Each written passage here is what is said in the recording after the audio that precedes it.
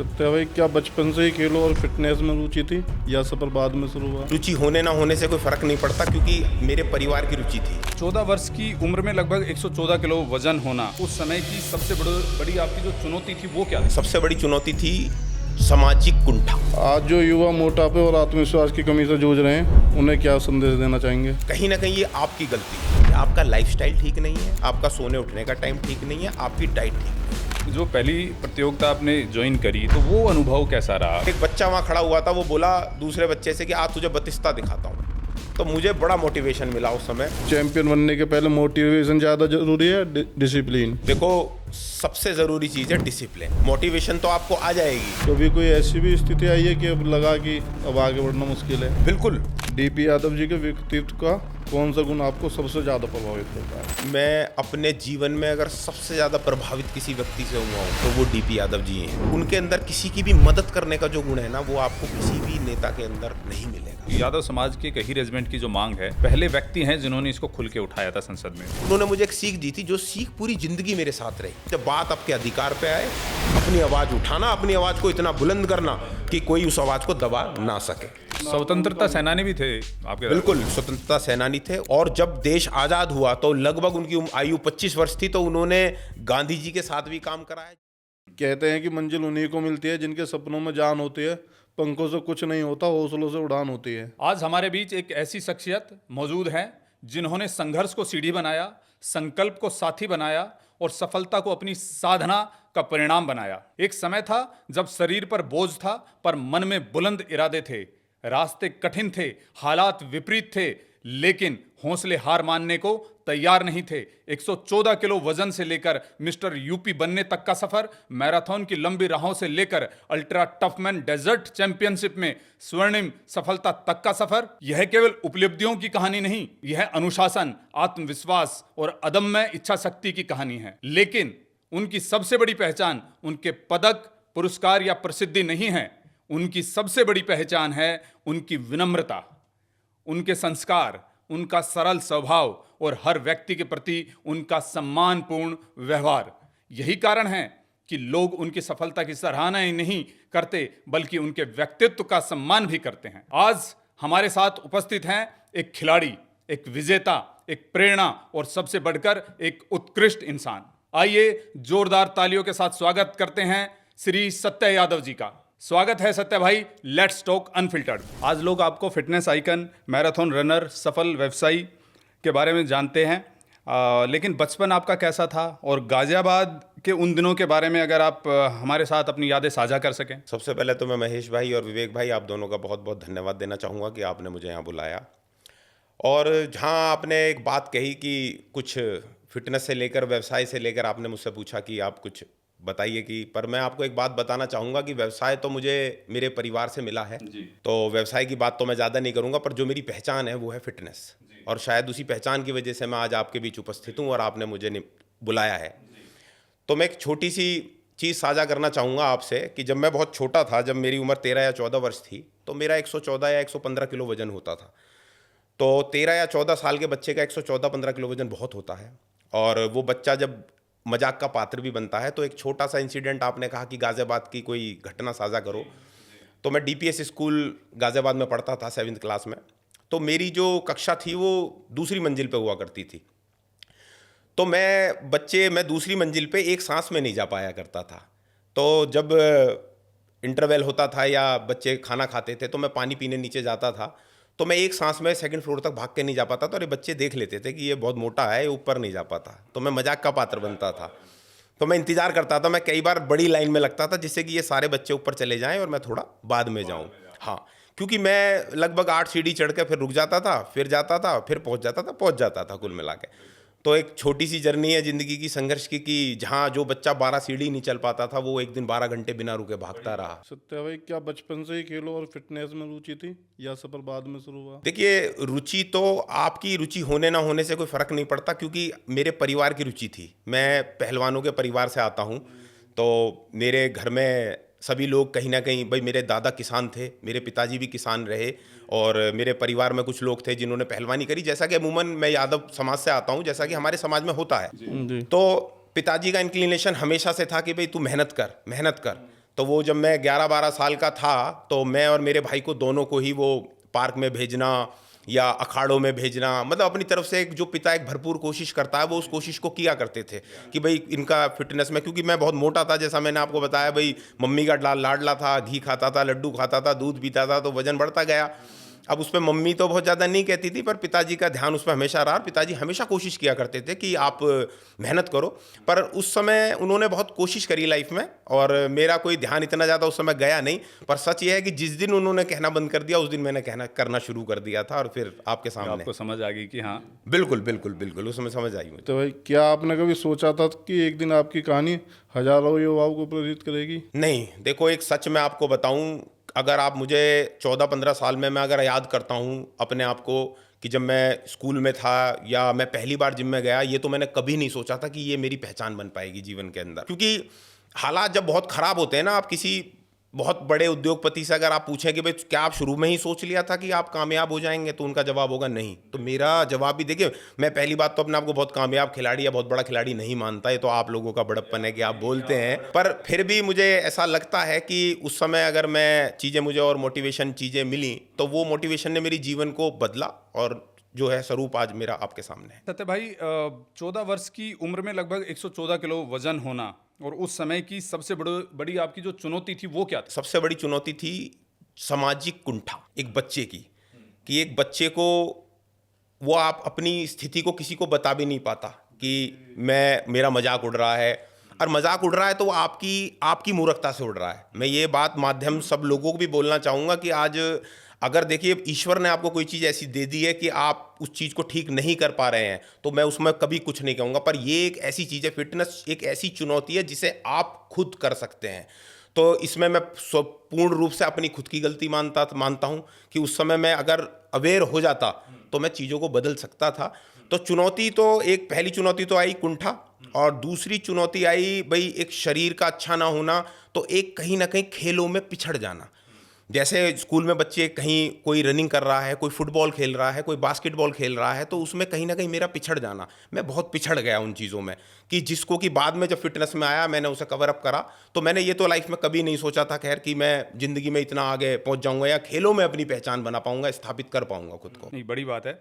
अच्छा, एक चीज़ और सत्या भाई, क्या आपने कभी सोचा था कि एक दिन आपकी कहानी जो है, मतलब अभी जैसे विवेक ने भी एक प्रश्न किया कि लोग जानेंगे, और यूथ सबसे बड़ी बात है। आपने कहा कि देखो आपका बड़प्पन है कि भाई मैं उतना बड़ा खिलाड़ी नहीं हूँ, लेकिन जो आपकी जर्नी है वो एक मैसेज है यूथ के लिए कि आप भी उसको अगर फॉलो करें तो एक अपना एक कीर्तिमान स्थापित कर सकते हैं। तो उस प्रेरणा को किस रूप में देखते हैं कि युवाओं के लिए, और वैसे आप क्या वो प्रेरणा किस तरह से प्रेरित करती है बच्चों को? देखो सबसे बड़ी चीज़ एक है कि आज के युवाओं में और जिस समय में मैं इन चीज़ों को करता था बहुत बड़ा अंतर था जी। उस समय के युवा कहीं ना कहीं फिटनेस लाइन से फिटनेस से जुड़े होते थे। आज के युवाओं में इतनी जागरूकता फिटनेस को लेकर नज़र नहीं आती है, तो सबसे बड़ा फ़र्क तो ये है।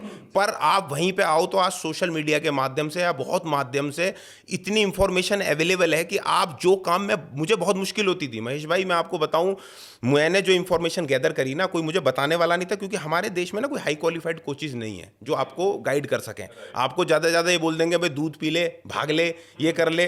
तो मैं उस इंफॉर्मेशन को एक इंटरनेट के कैफे पे जाके गैदर करता था, और कोई मेरी इंग्लिश बहुत अच्छी नहीं थी, पढ़ाई लिखाई में मैं बहुत कोई तेज बच्चा नहीं था, पर जितनी भी थी मैं उसको कोशिश करके और इंफॉर्मेशन को लेके आता था। मैं नोट्स बनाता था और नोट्स बना के उन नोट्स पे अमल करता था। मैं डाइट लेके आता था, उस डाइट पे अमल करता था। और आप उस समय में, मैं एक बड़ी हैरानी की बात मैं आपको बताऊंगा कि कुछ अमेरिका के कुछ ऐसे बॉडी बिल्डर्स थे या अमेरिका के कुछ ऐसे फिटनेस इन्फ्लुएंसर थे, क्योंकि अमेरिका से हमसे 50 साल आगे देखिए फिटनेस में, कि जिन तक मेरा एक्सेस हो गया था उस समय इंटरनेट के माध्यम से, कि उस समय इंटरनेट सिर्फ साइबर कैफे में मौजूद था। अगर मैं फ़ोन में इंटरनेट खोल देता तो मेरा बिल शायद 5,000 आ जाता उस समय, और फ़ोन में होता भी नहीं था। मेरे पास फ़ोन था भी नहीं। मैं आज आपसे बात कर रहा हूँ 2002-2003 की। उस समय हर किसी के पास फ़ोन होता भी नहीं था। तो उस समय उन चीज़ों को गैदर करना, इकट्ठा करना, तो मैं युवाओं से एक चीज़ कहना चाहूँगा कि जो सहूलियत मेरे पास नहीं थी या मेरी उम्र के लोगों के पास नहीं थी, वो आज उनके पास है। भाई आपके पास आज इंटरनेट एक्सेस है, आपकी इंफॉर्मेशन है, आज चैट जीपीटी, आप एक सवाल पूछो वो 10 जवाब देता है, समझे ना। आप कुछ भी पूछ सकते हो और उस चीज़ पे अमल कर सकते हो, चाहे डाइट हो, काफ़ी सहूलियत है। बिल्कुल। और हर कोने में डाइटिशियन, हर कोने में फिटनेस एक्सपर्ट, हर कोने में फिटनेस से जुड़े हुए कोचेस आज अवेलेबल हैं और बैठे हुए हैं। तो आप उनकी मदद लें और आगे जाएं और अपने आप को आगे बढ़ाएं। बहुत अच्छी जर्नी भाई आपकी। जिम का पहला दिन कैसा था आपका? देखो, जिम का पहला दिन तो जिम में तो ये था कि मैं सबसे पहले जीवन में अपने पिताजी के बोलने पे अखाड़े गया था। सबसे पहले तो एक बमेटे गांव है हमारा, वहाँ पर तो वहाँ पे एक अखाड़ा होता लाला पहलवान जी का, तो मैं तो आज भी उनका बहुत सम्मान करता हूँ। तो मैं सबसे पहले वहाँ गया था, पर वहाँ पे जाने के बाद भी फिर वही वाली चीज़ थी कि कुश्ती तो करनी ही नहीं थी भाई, ठीक है। तो अखाड़ा खोदना या बेसिक चीज़ें करने की कोशिश करी और खुद को मोटिवेट करने लगा। अच्छा, एक बड़ा एक इंसिडेंट बताता हूँ। तो वहाँ पे एक भैया मिले मुझे, तो मैं नाम तो उनका लूँगा नहीं, पर भैया ने मुझे कहा कि यार यहाँ अखाड़े में 100 डंड मारने से अच्छा है 10 डंबल मारो, बॉडी बराबर बनती है। अब ये 14-15 साल के बच्चे के दिमाग में बैठ गई ये चीज़ कि यार ये इन्होंने बोला। अच्छा, उनकी बॉडी बहुत तगड़ी थी। अब मैंने देखा बाकी तो डंड मारते थे, वो थोड़ी बहुत बेंच प्रेस का सामान था या थोड़ा डंबल वंबल था, वो उसे घुमाते थे वहाँ पे। तो मेरे दिमाग में बैठ गई। अब मैंने पापा से बोला, मैंने कहा पापा मुझे जिम करना है। तो पापा ने कहा भाई जिम करना, अखाड़े में मेहनत करते हो कि नहीं, थोड़ा सा मैं जिम जाना पड़ेगा। अब बड़ी किस्मत बड़ी अच्छी थी कि हमारी एक बिल्डिंग थी जिसके अंदर जिम संचालित होता था। तो मेरे पापा ने कहा ठीक है भाई, कुछ समय के लिए जाना चाहता तू 15-20 में। मैंने सुना चोट लग जाती है, क्योंकि जिम की इमेज कोई बहुत अच्छी नहीं थी उस समय। उस टाइम इतने अच्छे थे भी नहीं। नहीं थे बिल्कुल। तो मैं चला गया, तो बब्बर भैया होते थे, उन्होंने थोड़ा गाइडेंस दी। अच्छा, जब बॉडी आदमी मोटा होता है उसमें पावर तो होती है, क्योंकि जो मोटापा था वो घी दूध का था, वो बर्गर का नहीं था। तो जब पहले दिन जिम में पहुंचे तो जाते ही 30-40 किलो की बेंच प्रेस मार दी। तो मोटिवेशन तो अपने आप ही आ गया, क्योंकि वहाँ जो 3 महीने 4 महीने से बच्चे घूम रहे हैं वो नहीं कर पा रहे थे। तो मोटिवेशन अपने आप ही अंदर पैदा हो गया बस। तो फिर लगा कि चलो यार कुछ कर सकते हैं यहाँ पे बस। तो पहला दिन कुछ ऐसा ही रहा मेरा जिम में। शुरुआत में सबसे कठिन क्या था? डाइट, एक्सरसाइज या मानसिक कार्य? देखो, हर चीज में सबसे मजबूत, सबसे पहली जो चुनौती आती है किसी इंसान के लिए वो मानसिक ही होती है। जी। तो इसमें भी जो सबसे पहली चुनौती थी वो मानसिक ही थी, ठीक है ना। क्योंकि मैं एक चीज मानता हूं, देखो मानसिक पहाड़ अगर आपने चढ़ लिया, अपने आप को दिमाग को जीत लिया, तो 50% लड़ाई तो आपने जीत ली।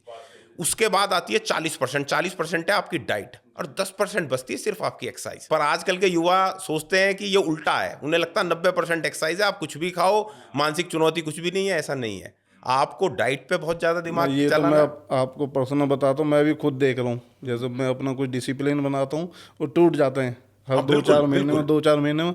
और इतनी एज के बाद अगर 35 साल की उम्र में मैं डिसिप्लिन नहीं हो पा रहा हूँ, तो नए बच्चे तो खैर क्या ही होंगे। तो ये तो अपने आप में मुझे भी लगता है बहुत बड़ी चीज़ होती है। इसका भी एक मैं उपाय बताऊंगा युवाओं को, कि इसका भी एक तरीका है कि आप जब रिजल्ट देखने लगते हैं ना, जैसे कोई युवा वजन कम करने जिम के अंदर जा रहा है और जब उसने देखा कि कहीं ना कहीं रिजल्ट आने लगे, तो वो उसका मन करेगा जाने का। और अगर रिजल्ट नहीं आ रहे, वो धीरे धीरे जाना बंद कर देगा। तो इसका सबसे जरूरी पार्ट है कंसिस्टेंसी, कि आप लगातार जिम के अंदर बने रहें। आप रेगुलर जिम या जो भी आप व्यायाम, जो भी वर्कआउट या जीवन में जो भी काम कर रहे हैं, आप उस काम को करते रहे। तो आपका इंटरेस्ट, जब आपको रिजल्ट दिखेंगे तो आप उसके अंदर, जैसे आप भाई लोग भी पॉडकास्ट करते हैं भाई, आप भी, आपको अच्छे व्यू आएंगे, अच्छी चीज चलेगी, आपका और मन करेगा। चीज नहीं चलेगी तो उसका भी एक तरीका है भाई। पर हर किसी का रिजल्ट सेम नहीं होता। अगर मेरी 21 दिन में बॉडी बन जाती है, मुझे रिजल्ट दिखता है, जरूरी नहीं दूसरे बच्चे को भी दिखे। तो आपको पेशेंस अपने अंदर बनाना पड़ेगा।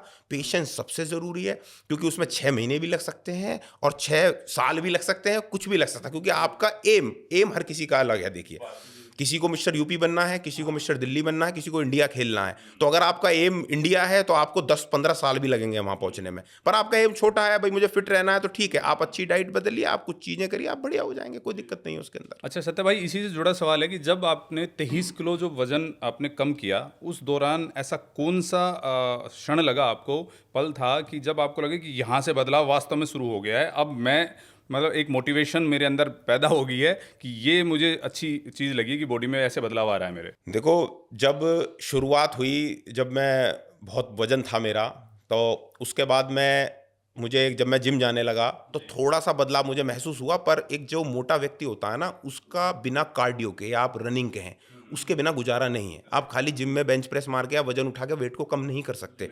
मेन तो डाइट ही है।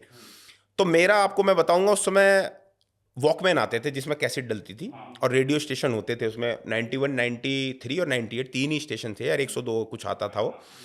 तो मैं उसे कान में लगाकर, और हमारे घर के पास एक पार्क होता था, जी। मैं उस पार्क में जाता था और फिर लगातार भागता रहता था। बस। तो मैं वहाँ 8 चक्कर 10 चक्कर, एक रनिंग की जर्नी भी वहीं से शुरू हो गई थी अगर आप समझें। और मुझे कुछ मज़ा रनिंग में ही आने लगा था उस टाइम से, कि आप ये कहेंगे मैं कॉफ़ी पीता था और कॉफ़ी पी के मैं रनिंग करने में लग जाता था। ऐसे ही करते करते 1 से 1.5 महीने में मेरा वजन लगभग 20 से 21 किलो कम हो गया। अच्छा, मैं एक चीज़ और बताऊंगा, वो कुछ समय ऐसा था कि मैं थोड़ा दोस्तों यारों से सबसे अलग हो गया। तो उससे मुझे एक लाभ और मिला कि जब मैं उनसे 10-15 दिन में जाके मिलता था तो मुझे बड़ा मोटिवेशन मिलता था। कि जैसे मेरी दीदी दिल्ली रहती थी, मैं उनसे मिलता था, अरे तू तो बहुत पतला हो गया, तो मोटिवेशन और आ जाता था कि अगली बार मिलूंगा तो एब्स भी दिखाऊंगा, उससे अगली बार मिलूंगा तो बाइसेप्स में कट भी दिखाऊंगा। तो जर्नी धीरे धीरे आगे बढ़ती ही चली जाती है और उसका लाभ मुझे मिलता रहा और कहीं ना कहीं फिर मैं इन चीज़ों में आगे बढ़ा। फ्रेंड सर्कल में आपस में बातें भी करते हैं कि हाँ भाई घट रहा है, तो उससे बहुत बिल्कुल चीज़ें फर्क बिल्कुल पड़ता है। मोटिवेशन मिलता ही है, बस तो उससे मिलता रहा, चीज़ें बढ़ती रही। आज जो युवा मोटापे और आत्मविश्वास की कमी से जूझ रहे हैं, उन्हें क्या संदेश देना चाहेंगे? देखो, इसमें सबसे बड़ी बात है कि इसे जो मैंने एक बात आपसे पहले बोली थी विवेक भाई, कि कहीं ना कहीं ये आपकी गलती है। अगर आपको देखो थायराइड की प्रॉब्लम है महेश भाई, तो मैं मानता हूं कि आपके अंदर कोई समस्या है, वो डॉक्टर के पास जाइए, आप चीज़ें करिए। पर लगभग आज की ओबिसिटी 90% खुद युवाओं की गलती है कि आपका लाइफस्टाइल ठीक नहीं है, आपका सोने उठने का टाइम ठीक नहीं है, आपकी डाइट ठीक नहीं है। आज एक छोटी सी मैं आपको बात बताता हूं कि किसी छोटी सी चीज को बड़ा बनाने में बड़ा समय लग जाता है, पर वहीं आज एक खाना बनाने की ऐप है, जोमेटो या स्विगी है, वो रातों रात अरबों रुपए का व्यापार बन गया। तो कैसे बन गया वो? क्योंकि एक बटन पे खाना आ रहा है, सब लोग मंगा रहे हैं, 2 मिनट में सब कुछ। 2 मिनट में सब कुछ आ रहा है, खाने का बस। तो कोई टाइम नहीं रहा, खाना गलत है। तो युवाओं को मैं एक संदेश यही देना चाहूंगा कि आप अपनी डाइट पे फोकस करिए, अपने मानसिक विकास पे फोकस करिए, और एक्सरसाइज तो एक इतनी ज़रूरी चीज़ है। देखो, एक बात और कहना चाहूँगा मैं सभी युवाओं को कि एक बच्चे मुझे बहुत मिलते हैं या बड़े लोग भी मिलते हैं, तो मैं उनसे पूछता हूँ कि भाई एक्सरसाइज कर रहे हो? वो कहते हैं भैया टाइम नहीं मिलता, मैं जॉब करता हूँ, मैं डॉक्टर हूँ, मैं नर्स हूँ, या कुछ भी कोई भी व्यापार करता हूँ। तो मैं उनसे एक सवाल करता हूँ हमेशा, नहाते हो? वो कहते हैं हाँ। तो मैंने कहा नहाना क्यों नहीं छोड़ते अगर समय नहीं है? बाथरूम जाते हो? हाँ। तो बाथरूम क्यों नहीं छोड़ते? खाना खाते हो? हाँ। तो खाना क्यों नहीं छोड़ते? फिर अगर आप पे समय नहीं है तो आप ये बोलो मैं तो 4 दिन से नहाया नहीं, पर नहाना आपके सम्मान की बात हो जाती है तो आप तुरंत कह देते हो कि मैं नहाया हूँ। भैया कैसी बात कर रहे हो, बल्कि 2 टाइम नहाता हूँ गर्मी में, तो ठीक है ना। तो आप एक्सरसाइज को उन नेसेसिटी से ऊपर क्यों नहीं लगते? आप उसे एक ऐसे क्यों समझ रहे हो कि मुझे समय मिल गया तो मैं कर लूंगा? नहीं, समय मिलेगा तो नहीं करना, आपको उसके लिए समय निकालना है। और आप कुछ भी नहीं कर सकते तो आप 8 घंटे 7 घंटे सो रहे हैं तो आप 15 मिनट रात को टाइम काटिए, थोड़ा 15 मिनट पहले सोइए और 15 मिनट जल्दी उठिए। आधा घंटा आपके हाथ में होगा, रोड पे जाइए, भागिए, एक्सरसाइज करिए। जरूरी नहीं है जिम जाना, आपके सामने पार्क हो सकता है, आपके घर के सामने, आपके घर के सामने रोड हो सकती है। कुछ भी नहीं हो सकता तो घर के अंदर सीढ़ी होती है, सीढ़ी पे आप ऊपर नीचे राउंड काट दो। फिटनेस की शुरुआत आप कहीं से भी करो, फिर उस जर्नी को कोई रोकने वाला नहीं होता, वो खुद ब खुद आगे चली जाती है। अच्छा, सत्य भाई, इसमें एक चीज़ और बताइए कि वेट लॉस की जर्नी तो आपने बताई, जैसे कि एक बड़ी मोटिवेशनल जर्नी है, कि बॉडी बिल्डिंग का दिल में दिमाग में रुझान कैसे है कि बॉडी बिल्डिंग की तरफ मैं अब रुख करता हूँ? देखो, जब शुरुआत मेरी जिम से ही हुई, जैसा कि मैंने आपको बताया, उसके बाद कुछ हालात ऐसे बने कि मैंने 10th क्लास में एडमिशन दिल्ली में ले लिया, और दिल्ली में मैं अपनी बीच वाली सिस्टर हैं उनके पास रहने लगा। तो कहीं ना कहीं गाजियाबाद के मुकाबले दिल्ली में थोड़ी जिम की सहूलियतें ज़्यादा थी और बढ़िया थी। तो घर के पीछे एक जिम होता था, मैंने वो जिम ज्वाइन कर लिया। तो मेरे सबसे पहले कोच थे हंसराज, वो आज भी हैं, IFBB में कोच हैं और IFBB में जज हैं। तो मेरी उनसे मुलाकात हुई, उन्होंने मुझे मोटिवेट करा जिम में। उन्होंने मुझे कहा, मैंने उन्हें बताया कि मैं पार्क में भागता हूँ। उन्होंने कहा देखो, पार्क में खाली भागने से बेटा इंजरी आ जाएगी, हाँ। क्योंकि मसल स्ट्रेंथनिंग बहुत ज़रूरी है, बहुत ज़रूरी है। तो मुझे वो मोटिवेशन मिला जिम में जाने का। और जब मैं जिम में गया, फिर वही बात, जब मैं 1-2 महीने 3 महीने जिम करा और मुझे बदलाव महसूस हुए, और मैं उन बदलावों को, जब मैं अपने घर आता था, मेरे मित्रों को, मेरे परिवार को बदलाव दिखते थे, तो मेरे अंदर कहीं ना कहीं मोटिवेशन आया कि मैं इसे और बढ़ाऊं और आगे बढ़ाऊं। और आगे बढ़ाते बढ़ाते जब बॉडी इस शेप में या इस कंडीशन में आने लगी, तो खुद हंसराज भैया के सुझाव पे ही उन्होंने मुझसे कहा क्यों ना तू एक कंपटीशन खेले। तो मुझे बहुत बड़ी आइडिया लगा, फिर मैं उस आइडिया से आगे बढ़ा। तो जब जो पहली प्रतियोगिता आपने ज्वाइन करी, तो वो अनुभव कैसा रहा? एक स्टेज का ना, डाइस पे आप चढ़ते हो स्टेज का, वो अनुभव किस तरह का था? देखो, एक 3 बॉडी टाइप होते हैं महेश भाई, एक्टोमॉर्फ, मेसोमॉर्फ और एंडोमॉर्फ। जी। एक्टोमॉर्फ बिल्कुल पतला व्यक्ति होता है, बिल्कुल। मेसोमॉर्फ मिडिल होता है, एंडोमॉर्फ बड़ा मोटा व्यक्ति होता है, जिसके ब्रॉड शोल्डर होते हैं, एंडोमॉर्फ। तो एक एंडोमॉर्फ के लिए लीन होके कंपटीशन की स्टेज पे पहुंचना बड़ा कठिन काम है। तो पहली चुनौती वो थी। तो मैं लगभग 90 दिन पहले मैंने डाइट शुरू करा। मसल मेरे पास बहुत अच्छी थी। 90 दिन पहले मैंने जब डाइट शुरू करी तो मेरी डाइट से मेरे बॉडी में बदलाव आने शुरू हुए। कोच जो थे मेरे अंसराज, उन्होंने मुझे गाइड करा। गाइड करते करते मैं फिर मेरे अंदर मोटिवेशन आया। तो पहला जो कंपटीशन था मेरा वो मथुरा में मिस्टर यूपी हुआ था। तो मैं मथुरा में मिस्टर यूपी गया। और अच्छा, उस समय तक आदमी के अंदर डाउट रहता है हमेशा। मैं दूसरों को देख रहा था कि यार ये भी तकड़ा है, भी है, अलीगढ़ से आया है, फलाना है, ढिमकाना है। तो मैं वहाँ पे, मैं लगभग, मुझे आज भी ध्यान है, मैं सुबह 11 बजे पहुँच गया था क्योंकि वेट वगैरह होता है। उसके बाद मैं इंतजार करता रहा। वेट के बाद जो कैटेगरी थी मेरी 90+ कैटेगरी थी। तो 90+ कैटेगरी में मेरा नंबर रात को 11 बजे आया, 10 साढ़े 10 के आसपास। तो मैं जब तक पानी की एक बूंद भी मेरे शरीर के अंदर नहीं गई थी। तो जब मैंने अपनी टी शर्ट को उस समय उतारा तो मैं खुद बहुत हैरान रह गया कि मुझे बहुत अपनी बॉडी को लीन महसूस हुई। क्योंकि पानी की बूंद आप 2 दिन से पी नहीं रहे हैं, डाइट आप लगातार कर रहे हैं, बॉडी को समय मिल गया, बॉडी अडॉप्ट कर गई खुद को, और बहुत अच्छी बॉडी महसूस हुई। और फिर जो एक चीज़ ने मुझे मोटिवेशन दिया कि जब मैं खड़ा हुआ था वहाँ पे, तो मेरी 6 फुट लंबाई थी और लगभग 90 या 92 किलो का वजन था। मैं 90+ कैटेगरी का प्लेयर था, हैवी वेट। तो एक बच्चा वहाँ खड़ा हुआ था, वो बोला दूसरे बच्चे से कि आज तुझे बतिस्ता दिखाता हूँ। तो मुझे बड़ा मोटिवेशन मिला उस समय। तो मैं वो बात आज भी याद रखता हूँ। बटिस्टा, हाँ, कि बतिस्ता जो मैं WWF के आपके रेसलर हैं। हाँ, तो मुझे बड़ा मोटिवेशन मिला और मुझे पता चला कि कहीं ना कहीं तेरी फिजिक एक बहुत अच्छी कंडीशन में है। और मुझे वो आत्मविश्वास मिला। मैं उस आत्मविश्वास से मंच के ऊपर चढ़ा और उसके बाद मैंने ओवरऑल चैंपियनशिप जीती और मैं मिस्टर यूपी 2009 बना। सत्य भाई, मिस्टर यूपी बनने का पहला पल कैसा था? और उस समय सबसे पहले बात किस हुई, फोन वगैरह पे या जैसे भी? देखो, मैंने जैसा आपको बताया कि रात को 11 बजे मेरा नंबर आया। तो जो कंपटीशन होते होते रात के 1 से 1:30 बज गए थे। तो मम्मी पापा तो दोनों मेरे 10 बजे सोने वाले हैं। तो उन्हें तो मैंने कॉल नहीं करा। पर मैंने सबसे पहला कॉल, जितना मुझे याद है, कोच तो मेरे साथ ही थे, और जितना मैंने मुझे ध्यान है, मैंने अपनी सिस्टर को, मेरी बीच वाली सिस्टर है, मैंने सबसे पहला फ़ोन उन्हें करके बताया कि दीदी मैं जीत गया। और बस फिर अगले दिन आके मैंने वो खुशी अपने परिवार पे सब लोगों से साझा करी। पर एक माँ तो माँ होती है कि मम्मी को मैंने अगले दिन बताया, उन्हें खुशी हुई। पर वो मुझसे एक बात बोली कि अब बहुत दिन हो गए खाना छोड़े हुए, अब खाना खा लीजिए। और मैं जब घर पहुंचा तो उन्होंने मेरे लिए रबड़ी बना रखी थी। मुझे रबड़ी खाना पसंद था और बस फिर वो डाइट मेरी खुल गई फिर से। अच्छा सत्य भाई, मिस्टर नॉर्थ इंडिया में आपने स्थान प्राप्त किया, तो वो आपके लिए कितना महत्वपूर्ण था? देखो, वो एक बहुत कठिन कंपटीशन था क्योंकि एक बड़ा कंपटीशन होता है। नॉर्थ इंडिया का मतलब ही आप ये लगाइए, लगभग कई स्टेटों के बच्चे वहाँ थे। तो वहाँ भी तीसरा स्थान प्राप्त करना, और वो मैं आपको बताऊं ओवरऑल में नहीं था, मेरी वेट कैटेगरी में था। क्योंकि मुझे एक एज, एक बेनिफिट हमेशा मिला कि मैं 90+ का बॉडी बिल्डर था। तो 90+ की कैटेगरी में कम लोग होते हैं। कम में भी ऐसा नहीं है कि बिल्कुल 5 आदमी थे, पर जहां एक स्टेज पे 60 या 70 में 40 50 बच्चे हो जाते हैं, मेरी कैटेगरी में 10-15 बॉडी बिल्डर्स होते हैं। तो ये बात मैं अमूमन जानता था। और वो दिल्ली का कंपटीशन था, और दिल्ली में बहुत बाहर से, भाई हर तरफ से, जम्मू कश्मीर तक के बच्चे आते हैं, ऑल ओवर इंडिया से आते हैं। तो वो एक चैलेंज जरूर था।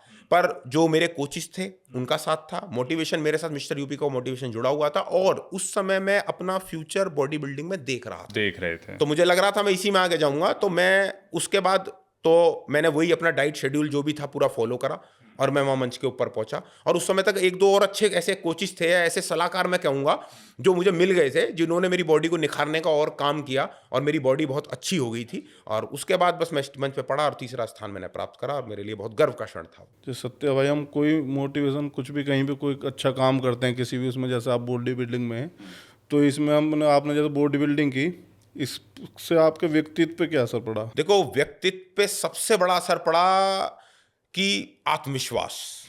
आप जब खुद कुछ चीज हासिल कर लेते हैं ना, जैसा मैंने आपको बताया कि व्यवसायिक परिवार से मैं आता हूँ, राजनीतिक परिवार से मैं आता हूँ, तो वहाँ मेरे लिए हासिल करने के लिए कुछ था नहीं, क्योंकि वहाँ इतना कुछ हासिल कर लिया था कि मैं वहाँ हासिल करने में मेरी उम्र बीत जाती।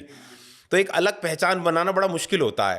तो जब मैं एक अलग पहचान बना पाया और कुछ ऐसे लोगों से जुड़ पाया कि जहाँ मुझे पता चला कि भाई मेरे परिवार की पहचान मेरे पीछा नहीं कर रही है, तो मुझे उससे बड़ा लाभ मिला। तो सबसे बड़ा जो फायदा मिलता है वो आत्मविश्वास मिलता है। आत्मविश्वास मिला और दुनिया में खड़े होकर अपनी बात रखने की हिम्मत मिली। और जो एक पारिवारिक परछाई होती है वो तो हमेशा व्यक्ति के ऊपर रहती है, पर कहीं ना कहीं उस परिवार की परछाई को थोड़ा छोटा करने में मैं कामयाब रहा। नहीं, आपने अपनी एक अलग लीग तय करी है। बिल्कुल। आपके अनुसार चैंपियन बनने के पहले मोटिवेशन ज़्यादा जरूरी है, डिसिप्लिन? देखो, सबसे ज़रूरी चीज़ है डिसिप्लिन। मोटिवेशन तो आपको आ जाएगी, मोटिवेशन तो आप क्षण भर के लिए, पल भर के लिए कहीं से ले लेंगे। अब जैसे मैं आपको छोटी सी बात कहता हूँ, मैं अभी एक महेश भाई की किताब पुस्तक पढ़ रहा था, कविता लिखी हुई। अब इसमें आप महेश भाई ने शब्द लिखे हुए हैं, पर इन शब्दों का अर्थ जब तक वो अर्थ नहीं है, जब तक आप कोई व्यक्ति उसे सुन के अपने जीवन में नहीं उतारता, तो ये मोटिवेशन है। पर मैं इसे जीवन में उतारूंगा तो मोटिवेशन है, नहीं तो ये शब्द है, किताब में लिखे हुए शब्द है, इससे ज्यादा कुछ भी नहीं है। हाँ। बस तो मोटिवेशन जब तक कामयाब नहीं है, जब तक आपके अंदर डिसिप्लिन ना हो। और कहीं ना कहीं जब आपके अंदर डिसिप्लिन आ जाएगा तो मोटिवेशन तो आपके अंदर खुद ही आ जाएगा, आपको जरूरत ही नहीं पड़ेगी। आप खुद ही वो कार्य करने लगेंगे जिस कार्य को आप करना चाहते हैं। चैंपियन और विनर में भी कोई फर्क होता है क्या आपके हिसाब से? देखो, चैंपियन और विनर में एक अंतर होता है। विनर तो एक होता है जो कम संघर्ष करता है, चैंपियन वो होता है जो बहुत संघर्ष करके पहुंचता है। जी। क्योंकि चैंपियन नाम के आगे विनर तो आप एक बार जीत के, जिसे कहते हैं ना, कहावत है कि लग एक गया। बार जीत गए तो भाग्य है, पर 2 बार जीत गए तो वो भाग्य नहीं है, वो मेहनत है। तो इसमें यही अंतर है। विनर का मतलब हो गया एक बार जीत गए, चैंपियन का मतलब है कि आप बार बार जीते हैं, आपके अंदर संघर्ष करने की क्षमता है, आपके अंदर संघर्ष करने की शक्ति है। आज अगर मैं क्रिकेट का एग्जांपल दूं तो जो नाम विराट कोहली के, सचिन तेंदुलकर के या MS धोनी के आएंगे, वो अदर क्रिकेटर के नाम नहीं आएंगे, क्योंकि हम उन्हें चैंपियन बुलाते हैं। Right. अदर क्रिकेटर को हम चैंपियन नहीं बुलाते, क्योंकि उन्हें 2 बार 4 बार मैन ऑफ द मैच किसी को मिल गया होगा, पर ये लोग वर्ल्ड कप और बैक टू बैक सारी चीजें कि 2020 भी और 2020 का वर्ल्ड कप भी, सब तो ये चैंपियन है। तो चैंपियन और विनर में तो बड़ा अंतर है। अच्छा सत्य भाई, आपकी ज़िंदगी में कुछ ऐसे व्यक्तिगत जो संघर्ष भी रहे हैं जिनको या जिन्होंने आपको अंदर से मजबूत बनाया, उस दौर ने आपको ऐसा मतलब किस तरह से मजबूत बनाया और क्या सिखाया आपको उस समय ने? देखो, सबसे बड़ी चीज जब आप एक ऐसा संघर्ष करते हैं ना महेश भाई जीवन के अंदर, जिसमें आप अकेले खड़े हैं, आपके साथ कोई खड़ा नहीं है। मैंने आपको बताया कि मैंने एक ऐसा खेल पकड़ा था कि मेरे घर में कोई भी रेसर नहीं है, मेरे घर में कोई बॉडी बिल्डर नहीं है, तो मुझे वो मोटिवेशन घर से नहीं मिलता था, वो मुझे अपने अंदर से पैदा करनी पड़ी, वो स्पार्क मुझे अपने अंदर जगाना पड़ा। बिल्कुल। और मुझे बाहर जाके उन लोगों को प्लीज करना पड़ा। आज मुझे राजनीतिक काम हो तो मेरे घर में ऐसे ऐसे धुरंधर बैठे हुए हैं, मैं 1 मिनट में पहुंच जाता हूं वहां तक, मुझे देर नहीं लगती और मुझे सम्मान भी मिलता है बिल्कुल उस जगह जाके। पर जब मैं इस फील्ड में आगे चला तो मेरा कोई जानकार नहीं था, कोई गॉडफादर नहीं था। गॉडफादर मुझे खुद बनना पड़ा अपने लिए। तो सबसे बड़ा बदलाव वही था कि मैं झुकना सीखा। सबसे बड़ा तो मेरे बड़ी सीख है युवाओं के लिए कि मैंने झुकना सीखा। और अहम जो होता है, अहम बहुत गलत होता है। जब कई बार मैंने देखा है बच्चों के अंदर ना, जब परिवार से कुछ बड़ा मिलता है उनके अंदर अहम आ जाता है। तो एक बहुत अच्छी चीज़ थी कि मैं अहम से बचा रहा, क्योंकि मेरे बाबा एक बात कहते थे कि जैसे आपने कहावत सुनी होगी कि 12 साल में कूड़ी पे भी बाहर आ जाती है। मैं बताना चाहूँगा दर्शकों को, कूड़ी एक कूड़े का ढेर होता है। तो पर वो एक बात कहते थे कि अहम वो कूड़ी है जिस पे कभी बाहर नहीं आती। बस तो अहम किसी काम का नहीं है। और वो जिंदगी में मैं अपने अंदर उतार ली उस चीज़ को कि कभी कुछ भी हो जाएगा, किसी चीज़ से अहम। और क्योंकि आप किसी के व्यक्ति के सामने जाके झुक रहे हैं तो आपके अंदर अहम आने का तो सवाल पैदा होता ही नहीं है। और जब वो क्वालिटी आपके अंदर 15 साल में, 18 साल में, बचपन में बन गई, वो क्वालिटी आपका जीवन भर साथ देगी। और मेरा साथ वो आज तक देती। ये बहुत बड़ी बात है, आप कह रहे हैं झुकने के लिए। अब आप तो यहाँ, मैं भी यहाँ नोएडा से हूँ आपके, तो हम लोग देख रहे हैं आपका परिवार इतना बड़ा परिवार है कि वहाँ तो ज़रूरत ही नहीं है कुछ कहने सुनने की। और आप कह रहे हैं कि हमें झुकना पड़ा है किसी भी अपने लिए काम के लिए। मैं तो देखता हूँ हमारे जैसे हमसे छोटे भाई भी हैं कि मतलब संपन्न तो सब हैं ही यहाँ पर, काम वाम सबका ठीक है, मगर लोगों में अहम इतना बड़ा है कि अपने परिवार के बड़े भाई से, चाचा ताऊ से मनमुटाव हो गया तो मुझे लग रहा है कई साल चल रहा है, वो ख़त्म ही नहीं हो रहा है। देखो, ये विनम्रता का एक बड़ा गुण आपने युवाओं को दिया है। विवेक बिल्कुल सही कह रहा है। आज के युवाओं को इस बात को जो आपने बोली बड़े सीखने की ज़रूरत है। और बड़ा एक स्पष्ट उदाहरण हो आप इस चीज़ के लिए कि विनम्र रह के और झुक करके और अपने परिवार की लीक से अलग लीक रख के अपने आप को मुकाम देना और विनम्रता के साथ देना बड़ी बात। क्योंकि देखिए, कुछ चीज़ों को ना जीवन में झुक के ही हासिल किया जा सकता है, खासकर ज्ञान। जब आप किसी बड़े लोगों से ज्ञान मांगते हैं ना, आपने वो कहानी सुनी होगी जब अर्जुन और दुर्योधन दोनों कृष्ण के पास गए थे, जब वो कृष्ण जी की जो सहायता लेने के लिए। हाँ, तो अर्जुन तो चरणों में जाके बैठे और बल्कि दुर्योधन पहले पहुंच गए थे, पर वो सिराने जाके बैठे। पर उन्होंने सबसे पहले उससे पूछा, क्योंकि वो झुक कर उनके चरणों में जाके बिल्कुल। तो आपको किसी व्यक्ति से, बड़े से कुछ सहायता लेनी है तो आपको झुक के ही लेनी पड़ेगी, वो तभी आपकी मदद करेगा। क्योंकि हर इंसान, मैं आपको एक बात और बताना चाहूंगा, जीवन में हर इंसान लोभी नहीं होता, उसे खरीदा नहीं जा सकता। आज के युवाओं को एक बहुत बड़ी गलतफहमी है कि पैसा है तो आप कुछ भी खरीद लोगे। नहीं, हर चीज पहने। मुझे वाकई में व्यक्तित्व में आपको सच बताता हूं, मुझे ऐसे लोग जीवन में मिले हैं जो पैसे से नहीं बिके, सम्मान से बिक गए। बस मैंने उन्हें सम्मान दिया और मैंने उन्हें खरीदा। कभी कोई ऐसी भी स्थिति आई है कि अब लगा कि अब आगे बढ़ना मुश्किल है? बिल्कुल, ऐसा एक समय जीवन में मेरे 3 इंसिडेंट इतने बड़े थे कि 2010 में मैंने अपनी मदर को खो दिया था, 2011 में मैंने अपने सगे भाई को खो दिया था, फिर मेरे इंजरी भी आई। तो वो समय बिल्कुल ऐसे आए कि मुझे लगा कि अब मैं आगे जाना मुश्किल है, मैं कर ही नहीं पाऊंगा। पर फिर एक जो कहते हैं ना कि ईश्वर विद्यमान है दुनिया में, और वो उसे आपसे कुछ कराना होता है तो वो आपको बार बार उठा लेता है। क्योंकि कुछ ऐसा लगा, जब स्थिति ऐसी बिगड़ी तो लगा पारिवारिक जिम्मेदारी भी आई कि जो अब इसे निभाना ज़्यादा जरूरी है, अब खेल से शायद अलग होना पड़ेगा। पर मोटिवेशन से और दूसरों की सहायता से या मेरे परिवार की सहायता से मैं दोबारा उतनी ही मजबूती से फिर आके खड़ा हूँ। तो डिप्रेशन या निराशा के दौर से बाहर निकलने में आपने किस तरह से अपने आप को जीवित रखा, उस जिज्ञासा को, उस एंथुसियाज्म को कैसे जीवित रखा उस समय? देखो, क्योंकि ये बड़ा एक डिप्रेशन का दौर होता है जब आप किसी अपने को खो देते हो। देखो जो मोटिवेशन है ना, वो भी उन्हीं व्यक्ति से मिलता है जो आपको छोड़ के चले जाते हैं, क्योंकि वो आपके प्रति कुछ सपने देखते हैं, और जो सपने आप साथ मिलके देखते हैं, और आप सबसे ज्यादा एक ऐसा भाई जो आपसे 1.5 साल बड़ा है, उससे ज्यादा सपने आप किसके साथ देखेंगे? बात तो सही या आप एक ऐसी माँ जिसकी आप सबसे छोटी औलाद हैं, तो आप सबसे ज्यादा प्यार आपको मिला होगा, तो उन्हीं से, और वो उन सपनों को देखते थे। तो जो मेरी मदर मेरे प्रति मेरी बात कहती थी, या मेरा भाई, मैं एक भाई की बात कभी नहीं भूलता कि एक बार वो कुछ बात चल रही थी, मेरी बॉडी देख के कुछ बात बोल रहा था, तो उससे मैं टी शर्ट पहना तो टी शर्ट थोड़ी ढीली थी, तो बोला तू कमजोर हो गया। तो मैंने कहा नहीं, कमजोर नहीं है, ये थोड़ा ऊपर नीचे चलता रहता है। तो फिर मैंने कहा तुझे पता है ये प्रोटीन वगैरह कितने महंगे आते हैं? जो बात बोल तो दी तूने, क्योंकि उसका मेरा दोस्ती यारा वाला रिलेशन था। तो उसने अगले 5 मिनट बाद मेरे हाथ में 10,000 रुपए की गड्डी रखी कि अगली बार आए तो ये टी शर्ट फंसी होनी चाहिए। तो मैंने आपको बताया, उन्हीं व्यक्ति से वो मोटिवेशन मिलता है। बिल्कुल। कि मैंने फिर कसम खाई कि मैं इन चीजों को आगे बढ़ाऊंगा, और अपनी पहचान को कभी धूमिल नहीं होने दूंगा, कभी खोने नहीं दूंगा, और मैं आगे बढ़ता रहा। आज जब पीछे मुड़कर आप देखते हैं आपने इतना संघर्ष किया है, तो कैसा लगता है, किस नज़र से देखते हैं? देखो, संघर्ष जो व्यक्ति करता है, अब फिर वही वाली बात मैं आपको कहूंगा कि मैं तो नहीं कहूंगा कि मैंने बहुत ज़्यादा कुछ करा, क्योंकि मैं फिर भी फॉर्चुनेट था। मुझे बहुत चीज़ें ईश्वर ने ऐसी दी थी कि मेरे पास चीज़ें थी। पर कहीं ना कहीं एक व्यक्तिगत जब बच्चा अकेला पड़ जाता है ना घर के अंदर, कि एक समय ऐसा आया कि मैं और मेरे पिताजी घर के अंदर रह गए थे, बस कोई भी नहीं था। पर जब चीज़ें आज आगे बढ़ी, आज मैं उस समय को देखता हूँ, ओवरकम करता हूँ, तो आज मेरी बेटी भी है, मेरा बेटा भी है, मेरी वाइफ भी है, मेरा भतीजा भी है।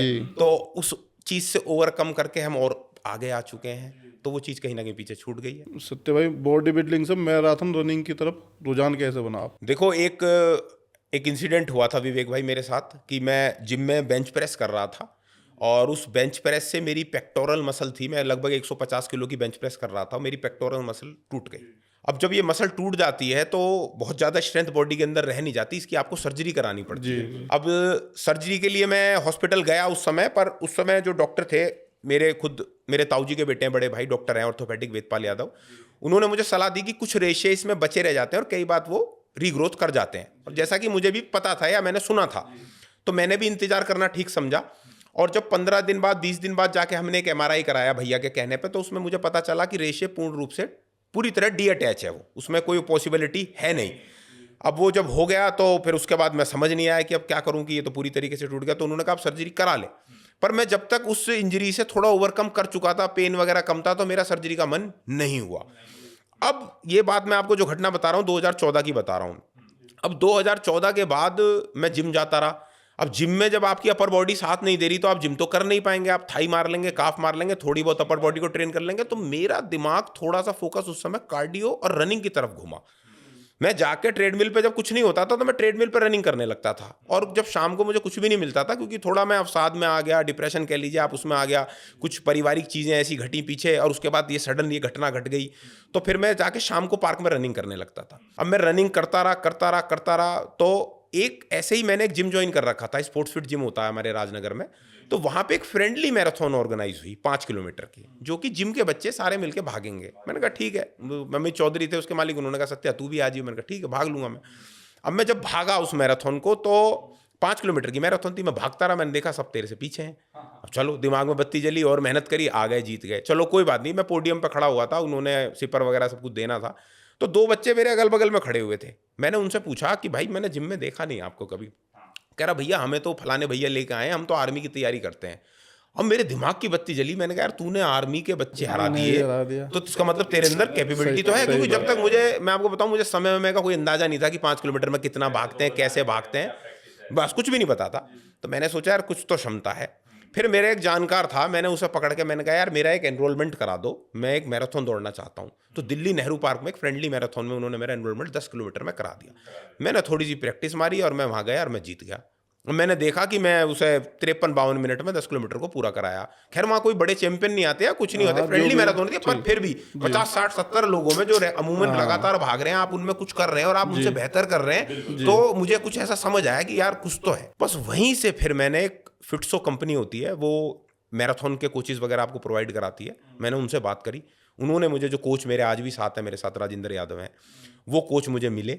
अच्छा, मुझे पता नहीं था जैसे वो कि कहाँ से हैं कैसे हैं, क्योंकि फिटसो आपको एक्सेस डायरेक्ट बात कर सके, आपको ऐप के थ्रू ही बात करनी पड़ती है। तो वो मुझे मिल गए, फिर मैंने उनसे बात करी, थोड़ी हमारी घनिष्ठता निकल गई। वो कुछ मेरे जहाँ मैं रहने वाला हूँ उसके पास के ही रहने वाले थे, उन्होंने मुझे बहुत गाइड करा और गाइड करके उसके बाद मैं आगे फिर मैंने समझ गया कि अब मुझे, और जो मेरा डिप्रेशन था, जो मेरे अंदर एक स्पार्क था जो खत्म हो गया था इंजरी के बाद से, वो स्पार्क मैंने बाद दोबारा महसूस करा और मेरे पास एक मोटिवेशन, एक रोड मुझे दोबारा दिखने लगी, जिस पे मुझे लगा मैं मेहनत कर सकता हूँ और आगे बढ़ सकता हूँ। फिर मैंने वहाँ से रनिंग पकड़ ली। इसी जर्नी में आपने जब 12 घंटे 82 किलोमीटर आपने आपने दौड़ना शुरू किया, या वो जो रनर बने वो मैराथन की, तो वो आपके लिए कितना कठिन रहा? क्योंकि आपने 5 किलोमीटर दौड़ा शुरुआत में, फिर उसके बाद प्रैक्टिस।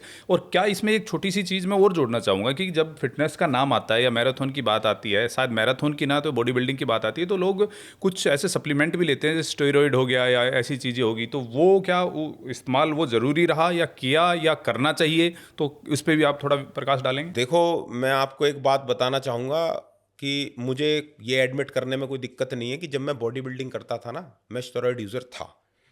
बिना स्टेरॉइड के बॉडी बिल्डिंग नहीं होती है। जो कॉम्पिटिटिव लेवल है ना, आप देखते हैं, पर मैं किसी भी युवा को ये सलाह नहीं देना चाहूँगा आप स्टेरॉइड लो, क्योंकि वो एक अमूमन आप लड़कपन कह सकते हैं। और मैं कहता हूँ कि जीवन में जो घटना घटती है वो आपके फ़ायदे के लिए घटती है। तो मेरे जीवन में भी जब इंजरी हुई, वो इंजरी मेरे लाभ के लिए हुई कि मैं उस स्टेरॉइड से मैं दूर हो गया। मैं आज भी, अगर आप मेरे समय को पीछे पहुंचा देंगे और आप कहेंगे मैं क्या करना चाहता हूं, तो मैं आपसे ये कहूंगा मैं रनर बनना चाहता हूं, मैं बॉडी बिल्डर नहीं बनना चाहता। बॉडी बिल्डिंग सिर्फ इंजरी देती है और कहीं ना कहीं वो दवाइयों का खेल है, तो मैं उस बात को मानता हूं। पर वहीं अब आप रनिंग पे आ जाओ, तो रनिंग एक ऐसा खेल है जहां अगर आप स्टेरॉइड लोगे, क्योंकि मैं भी आपको बताता हूं, मैं भी अपने आप को फन्ने कहां समझता था। मुझे लगता था कि मुझे स्टेरॉइड की नॉलेज है, मैं कुछ भी कर सकता हूं।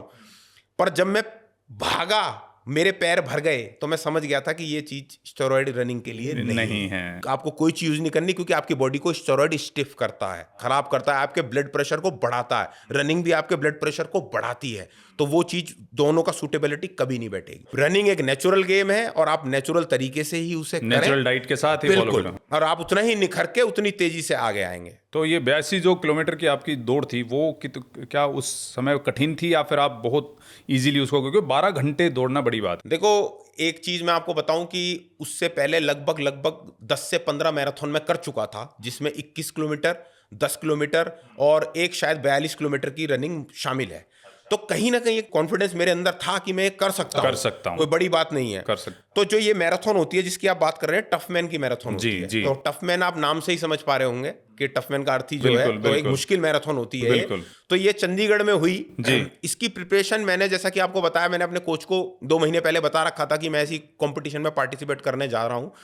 तो उन्होंने मुझे लगभग कई बार बड़ी बड़ी रनिंग कराई। इवन मैं आपको बताऊं, एक रनिंग ऐसी हुई थी मेरी, मैंने गाजियाबाद का रहने वाला हूं, मैंने गाजियाबाद से वो स्टार्ट करी। गाजियाबाद से हम क्रॉसिंग रिपब्लिक से निकलते हुए ग्रेटर नोएडा होते हुए, परी चौक से होते हुए, अट्टा मार्केट से भागते हुए वापस, और मैं लगभग आके 18 सेक्टर को क्रॉस करके थक गया। और वहां तक भी वो 46 या 45 किलोमीटर हुआ था वहां से। जो लोग घूमे होंगे इस रूट पर समझ रहे होंगे इस बात को। तो वहां मेरा एक कहीं ना कहीं मोटिवेशन टूटा। मुझे लगा यार कैसे होगा 12 घंटे, क्योंकि 12 घंटे में मैं आपको बता दूं, आपको टफमैन टाइटल अचीव करने के लिए 80 किलोमीटर भागना जरूरी है। इसीलिए वो 82 पे रुका है मामला कि आपने जब अचीव कर लिया तो ज्यादा भागने की जरूरत नहीं है। भागने को तो आप 102 भाग जाओ, 100 भाग जाओ। तो वहां पे मेरा कहीं ना कहीं मोटिवेशन टूटा। पर मेरे जो कोच थे उन्होंने मुझे मोटिवेट किया कि ऐसा नहीं है, आप कर सकते हो, फिर आप ट्रेंच में भागो। तो मेरी रिकवरी बहुत अच्छी थी। मैं आपको बताऊं, रिकवरी मेरी ऐसी थी कि अगर मैं उस समय भागा, उसके लगभग एक दिन छोड़ के अगले दिन शाम को मैं फिर तैयार था 20 से 30 किलोमीटर भागने के लिए। और जब आप कंपटीशन में जाके उस चीज को करते हैं ना, जब आप अकेले कर रहे होते हैं वो चीज कठिन लगती है, पर जब आपके इर्द गिर्द 50 लोग उस काम को कर रहे होते हैं ना, वो काम आसान लगता है, क्योंकि कॉम्पिटिटिव लेवल पैदा होता है। तो वो शाम को 6 बजे वो मैराथन शुरू हुई और सूरज मेरे सामने ढला और वो सूरज मेरे सामने उग गया सुबह। मैं भाग रहा था, तो उसमें भागने में कुछ स्पीड होती है, तो उसमें अपनी लेन में रहना होता है। तो उस अगर आप अपनी लेन से थोड़ा सा इधर उधर हो जाते हैं तो आपको 15 मिनट के लिए या आधे घंटे के लिए होल्ड करते हैं। पर मैं आपको एक बहुत अच्छी बात बताता हूँ, उसमें आपने पीछे की स्टेरॉइड का सवाल करा मेरे से, हाँ जी। कि वहां पे स्पॉन्सर्ड था रेड बुल। अच्छा। तो रेड बुल के अंदर कैफीन होती है। अब वहां पे सब लोग मैंने देखा अमूमन वो रेड बुल पी रहे थे।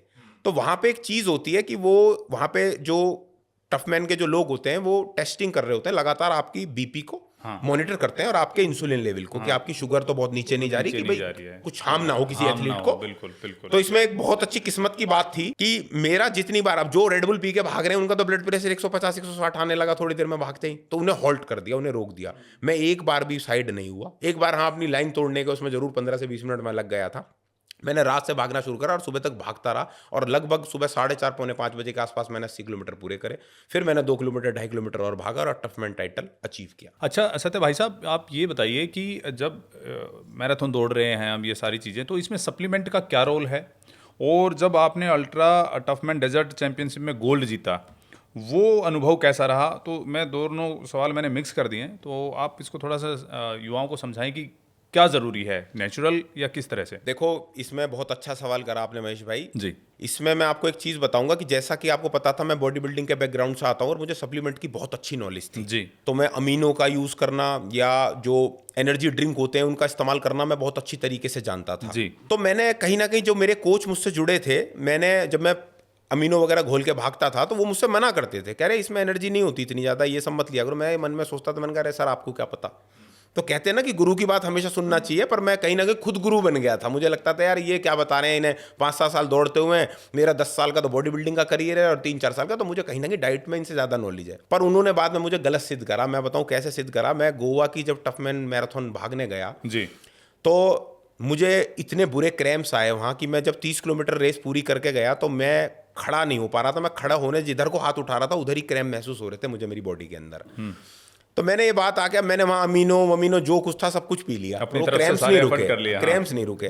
तो मेरी नॉलेज रखी की रखी रह गई। मैंने ये बात अपने कोच से साझा करी। मैंने कहा सर ऐसा हुआ। कह रहे तुमने गलती करी। मैंने कहा तो क्या करना था? कह रहे तुम इस बार एक काम करना, तुम खजूर जो डेट्स होते हैं उनमें आप काला नमक लगा के खाना, वो स्लो रिलीजर होते हैं। तो मैंने सोचा यार ये नया काम आ गया, आप जो भी है कर। चलो मैंने थोड़ा बहुत प्रैक्टिस में यूज़ करा, मुझे अच्छा लगा। अब जो आपने सवाल किया, टफमैन डेजर्ट जो आई जैसलमेर, उसकी बारी आई। अब उसकी बारी आई तो ये 1 दिसंबर की मैराथन थी। तो ये सुबह 6 बजे स्टार्ट हुई। तो इसका कट ऑफ टाइम होता है कि जो आपको पूरा करना होता है वो होता है लगभग 12 बजे तक। 12 से आपको 6 घंटे के अंदर वो भागनी होती है, कंप्लीट करने होते। अदरवाइज आप डीएनक्यू मतलब डिड नॉट क्वालिफाई हो जाओगे, आप बाहर हो जाओगे। अब मैंने जब सुबह 6 बजे यूज़ करी तो 6 बजे टेम्परेचर था लगभग जैसलमेर के 4 या 5 डिग्री।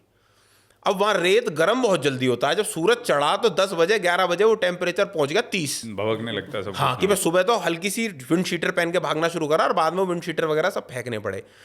पर वही चीज़ कहीं ना कहीं जो उन्होंने बताई थी कि इस बार तुम अमीनो मत पीना, कोई चीज़ ऐसी मत डालना। जो मैं जेल यूज़ करता था जिसमें अमीनो एसिड्स भी आते हैं, सोडियम्स आते हैं, पोटेशियम आते हैं, मैं वो यूज़ करता था कि वो यूज़ मत करना। इस बार आप कुछ मत करना, एक बॉटल लेना छोटी वाली, उसमें काला नमक और शहद डाल के और खजूर में काला नमक लगा के अपनी जेब में रख लेना और भागना।